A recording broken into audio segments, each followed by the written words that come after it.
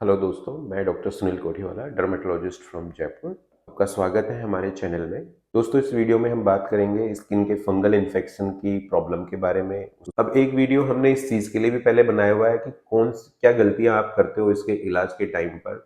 आप जो केमिस्ट के पास या किसी भी प्रैक्टिशनर्स के पास जाते हो, नॉन क्वालिफाइड पर्सन के पास में, कि मेरे को खुजली हो रही है, रागों में हो रही है या हो रही है, निशान आप दिखाते नहीं हो या जो भी है, और उसके बेसिस पर आपको वो एक क्रीम पकड़ाता है। उस क्रीम के अंदर एक तो एंटी फंगल होता है, लेकिन उसके साथ में जो और 3-4 कचरा चीजें होती हैं, उसमें एक तो स्टेरॉइड होता है, वो सबसे ज्यादा नुकसान करता है। अब स्टेरॉइड इतना पावरफुल, क्लोबिटासोल, मोमेटासोन, बीटाबिथासोन, इस टाइप का स्टेरॉइड होता है वो। जब तक आप उसको लगाते रहते हो, जब तक वो दब जाता है। जैसे आप उसको छोड़ते हो, वापस होने लग जाता है। आपको लगता है मैंने छोड़ दिया इसलिए वापस हो गया, तो आपको उस दवाई पे बेचारे पे कोई डाउट नहीं होता। ऐसे अगर हमारी दवाइयों के साथ आपको हो जाए, तो आप बोल देते हो कि दवाई खराब दे दी आपने। लेकिन आपको लगता है कि नहीं, मैंने शायद वो क्रीम लगाना बंद कर दिया इसलिए वापस हो गया। अब वापस से वो क्रीम लगाना शुरू कर देते हो, और इस चक्कर में वो घेरे के बाहर घेरा, घेरे के बाहर घेरा होकर के पूरा स्किन आपका खराब कर देता है। दोस्तों, स्टेरॉइड जो होता है वो इम्यूनोसप्रेसिव एजेंट होता है। कीटाणुओं में आपको इलाज के लिए इम्यूनिटी हाई चाहिए। अगर आप इस तरह से स्टेरॉइड लगाओगे कीटाणु वाली बीमारी के ऊपर, तो वो उस कीटाणु को माहौल देती है आगे बढ़ने का। आप ये गलती करते हैं, बहुत बार करते हैं। हर बार हमारे पास इवन एक बार आपका इलाज कंप्लीट हो गया 2-3 महीने का, आपको 2-3 साल बाद फिर से वापस फंगस हुआ, आप फिर भी वही क्रीम लगाते हैं। ये नहीं कि हाँ, पहले जो डॉक्टर ने लिखी थी उसमें से कोई क्रीम खरीद लें, लेकिन आप फिर भी वही स्टेरॉइड वाली क्रीम लगाते हैं, और उस चक्कर में वो बीमारी आपकी रमती जाती है। जितना स्टेरॉइड लगाओगे उतना ही ज्यादा टाइम लगने वाला है उसको ठीक होने के लिए। दूसरा प्रॉब्लम ये हो रहा है कि जब आप स्टेरॉइड क्रीम लगाना बंद करते हो, तीसरे चौथे दिन पे फंगस खराब होता है। अब आपने आज डॉक्टर के पास गए, डॉक्टर ने मना कर दिया ये स्टेरॉइड वाली क्रीम नहीं लगानी, अब आप ये लगाओ। अब वो 3-4-5 दिन में पहले भी तो बाहर आता था जो दबा रखा था स्टेरॉइड क्रीम ने, अब वो डॉक्टर के ट्रीटमेंट के साथ भी बाहर आता है। फिर आप लोग उसमें डॉक्टर पे डाउट करते हो कि नहीं, ये आपकी दवाई से मेरा खराब हो गया। अरे वो जो आपने दबा रखा था उस पावरफुल क्रीम से, वो बाहर तो निकलेगा एक बार। तो 4-5 डेज थोड़ा पेशेंस रखना है। जब दवाई का फर्क आने लगे, कैप्सूल का, क्रीम का, इनका, तब फिर आप उस पे पेशेंस रखो कि हाँ, धीरे धीरे धीरे धीरे ये ठीक हो जाएगा। ना कि ऐसे कि हाँ, इससे फर्क नहीं आ रहा, फिर से वापस वही क्रीम लगा ली। तो इस तरह से तो इसका इलाज नहीं हो सकता है। बहुत लोग हमारे पास आते हैं कि इंजेक्शन लगा दो। एंटी फंगल का इंजेक्शन, स्पेशली जो इस फंगस में काम आता है, उसका इंजेक्शन आता ही नहीं है। और आपने दूसरे भी ब्लैक फंगस हुआ था कोविड के टाइम पे, वो ब्लैक फंगस का जो इंजेक्शन काम आया था, उसकी प्राइस देखी थी आपने? कितने महंगे आते हैं वो, 50-50 हजार के, जो फिर लोगों ने लाखों में भी बेचे हैं। तो जो एंटी फंगल मेडिसिन में जो इंजेक्शन फॉर्म में जो दवाइयाँ आती हैं, वो बहुत महंगी आती है। यहाँ जो चाहिए हमें जनरली वो आती नहीं है उसमें, उस इंजेक्शन फॉर्म में। कॉस्ट खुद एक फैक्टर होता है इलाज के अंदर। अब उस इंजेक्शन के फेर में जो ये झोले छाप होते हैं, जिनके पास कोई डिग्री, कुछ क्वालिफिकेशन नहीं होती, वो एविल्डेक्सोना आपको लगाते रहते हैं। आपको उस एविल्डेक्सोना से वो 5-7 दिन ठीक है दब जा, स्टेरॉइड होता है डेक्सोना के अंदर, वो 5-7 दिन दब जाता है। उससे आपको लगता है ठीक है, एक इंजेक्शन से ठीक हो जाता है। वो 2 रुपए का इंजेक्शन आता है जिसको वो 100-200 रुपए में लगाता है, वो आपको बहुत अच्छा लगता है, आप उसको लगवाते हो शौक शौक से, और आपको लगता है सब ठीक है। 5-7 दिन निकल गए, 10 दिन निकल गए, और फिर उसके बाद फिर वापस होने लगता है। आपको ये पता नहीं है कि उस एक इंजेक्शन ने उस कीटाणु को, उसकी सही दवाई से मरने की क्षमता है, उसको खराब कर दिया है। अब आपको उसके लिए डबल दवाई चाहिए, ऐसे कीटाणु के लिए जो डेक्सोना से एक्सपोज हो चुका है, स्टेरॉइड से एक्सपोज हो चुका है। उसके लिए दवाई की पावर बढ़ानी पड़ेगी, दवाई का ड्यूरेशन बढ़ाना पड़ेगा। अल्टीमेटली नुकसान आपको ही होता है। अब बात करते हैं दोस्तों इलाज के बारे में। तो दोस्तों, जैसे ये फंगल इन्फेक्शन है, फंगल इन्फेक्शन में जो भी मेडिसिन काम में आएगी वो एंटी फंगल मेडिसिन होगी। जैसे आपको बैक्टीरियल इन्फेक्शन होता है, एंटीबायोटिक चाहिए। वायरल इन्फेक्शन होता है, एंटीवायरल चाहिए, अगर कोई है मौजूद उसके लिए तो। और जैसे ही फंगल इन्फेक्शन है, तो फंगल इन्फेक्शन के लिए एंटी फंगल चाहिए। 2 से 3 महीने का ट्रीटमेंट लगता है इसके अंदर। कुछ खाने वाले एंटी फंगल्स होते हैं, कुछ लगाने वाले एंटी फंगल्स होते हैं, और कुछ मेडिसिन आपके सिम्टम्स को कंट्रोल करने के लिए होती है। खाने वाली एंटी फंगल्स में इट्राकोनाजोल, कीटोकोनाजोल, टर्बिनाफिन, फ्लूकोनाजोल, ब्रिशोफिल्विन, ये सब ज्यादा काम में ली जाती है। लगाने वाली एंटी फंगल्स में ललीकोनाजोल, कीटोकोनाजोल, क्लोट्रामाजोल, सर्टाकोनाजोल, साइक्लोप्रॉक्स, एमरोल्फिन, माइकोनाजोल, इस तरह की क्रीम्स आती हैं जो काम में ली जाती हैं। और जो सिम्टम्स को रिलीव करने के लिए, अगर आपको इचिंग हो रही है तो इचिंग के लिए आपको एंटीहिस्टामिनिक्स दी जा सकती है। अगर आपको उसमें पस पड़ गया है, ऊपर से बैक्टीरियल इन्फेक्शन हो गया है, तो उसके लिए एंटीबायोटिक दी जा सकती है। अगर आपका स्किन ड्राई रह रहा है, खिंच रहा है, फट रहा है, तो उसके लिए मॉइस्चराइजर दिया जा सकता है।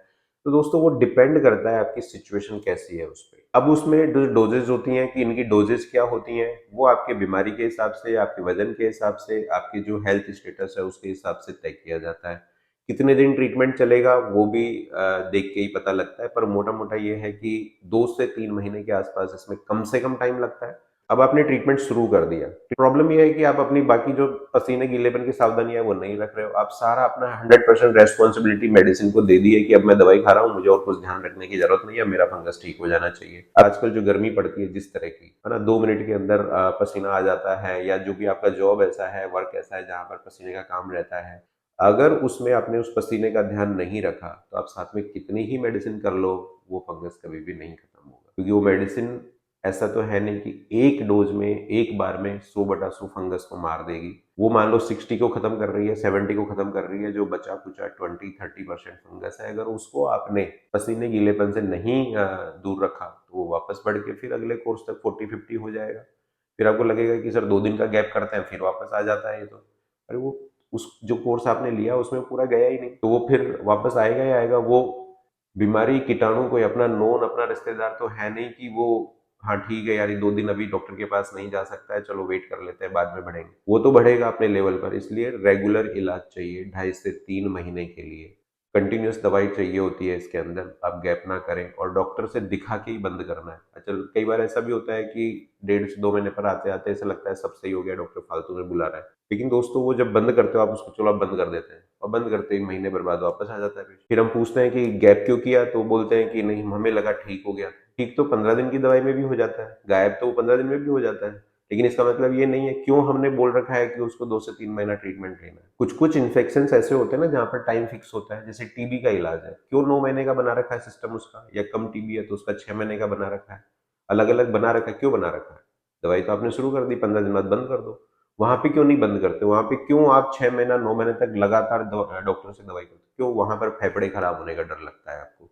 आपको लगता है किसी और अंग में टीबी ना घुस जाए, मरने का डर लगता है। यहाँ पर वो डर नहीं है, यहाँ पे ऐसा लगता है कि ऊपर से दिखना बंद हो गया है तो ठीक है अब जरूरत नहीं है। पर जो ऊपर की लेयर के नीचे जो हल्की और जो उसका हल्का फुल्का इन्फेक्शन होता है, या इस लेवल पर इन्फेक्शन है कि वो केवल ऊपर से लक्षण नहीं बना पा रहा है बस, लेकिन वो प्रेजेंट है वहां पर, अगर आपने बीच में छोड़ दिया ट्रीटमेंट तो वापस हो जाएगा। और बीमारी वापस होने पे इन्फेक्शन में जो इलाज है वो जुड़ता नहीं है, एलर्जी की तरह या सोरायसिस की तरह या और दूसरी बीमारियों की तरह, कि ठीक है 10 दिन का गैप हुआ तो भी कुछ कुछ मेडिसिन का प्रभाव चल रहा है, और जैसे आपने 11वें दिन पे वापस ट्रीटमेंट स्टार्ट किया वो एड ऑन हो जाएगा उसमें। ऐसा नहीं होता है इन्फेक्शन में। इन्फेक्शन में आज आपने दवाई बंद कर दी, 10 दिन का गैप कर दिया, तो वो 10 दिन में जो कीटाणु बढ़ गया उसके लिए फिर वापस से आपको दवाई चाहिए, पहले वाला कोर्स खत्म हो जाता है, जीरो हो जाता है। इसलिए मरीज परेशान रहता है कि क्यों बार बार हो जाता है ये। इसलिए इसमें लंबे कोर्स की जरूरत पड़ने लग गई है। अगर आप पहली मर्तबा में होते ही अगर इसका कोर्स कर लेते हो तो 15-20 दिन, महीने भर की दवाई में खत्म भी हो जाता है। उसके बाद आपको कुछ नहीं करना होता, पसीने गीलेपन की सावधानी रखनी होता है। तो एक आपका जो कमेंट रहता है कि ये बार बार हो जाता है, कोई फायदा नहीं होता, इतनी दवाई ले ली उतनी दवाई ले ली। हम पेशेंट से ये पूछते हैं कि आप ये बताइए कि आपने जो दवाई ली थी वो क्या डॉक्टर से पूछ के ली थी या खुद से? बोला खुद से ही, ऐसे दोस्त ने बता दी थी, केमिस्ट ने बता दी थी। आपको पता था कितनी डोज में खाना था वो कैप्सूल? तो एक तो डोज गलत होती है, दूसरा क्या होता है 10 दिन खाया सही हो गया आप बंद कर देते हो, क्योंकि आपको आगे का पता नहीं है ना, अब आगे क्या करना है। फिर उसके 10 दिन खाने से वो 5-7 दिन ठीक निकल जाते हैं, 5-7 दिन बाद फिर खराब होने लगता है, फिर आप जाते हो फिर खा लेते हो। तो वो उस क्रम में तो कभी भी ठीक नहीं होगा। और आप डाउट क्या कर लेते हो, कुछ ठीक नहीं होता इन दवाइयों से, वो लिंक बन जाता है कि कुछ नहीं होता इनसे। अरे आपने कितना सीरियसली इलाज लिया उसका? आपने उसको अपनी मर्जी से इलाज लिया है, जब खराब हुआ है तब इलाज। ऐसे तो नहीं खत्म होता है ये कीटाणु आजकल। पिछले 10 साल से इसका जो तरीका है होने का और इसके इलाज के लिए जो परेशानी है वो इतनी ज्यादा खराब हो चुकी है कि आप अगर नहीं रेगुलरली इसको ध्यान देके इलाज करोगे ना, ये पीछा नहीं छोड़ता। रेगुलर ट्रीटमेंट चाहिए। फिर दूसरा, अब एक और बात है, आपने जो इट्राकोनाजोल कैप्सूल लिया आपने, क्या आपने चेक किया कि वो किस कंपनी का है, क्या क्वालिटी है उसके अंदर?